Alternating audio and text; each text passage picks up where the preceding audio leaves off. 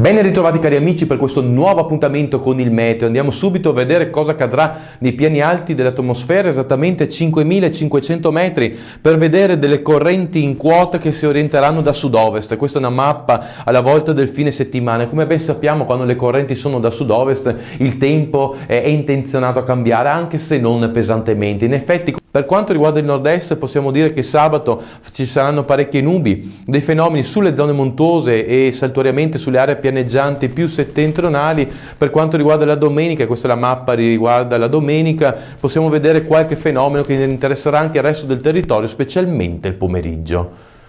Continuerà in sostanza questa fase di tempo capriccioso con alti e bassi, temperature che non subiranno grossi cambiamenti. Anche l'inizio della prossima settimana non riserverà cambiamenti degni di nota. Per ora ho detto tutto, auguro a voi tutti un buon weekend e se avete tempo e voglia ci vediamo nel prossimo appuntamento.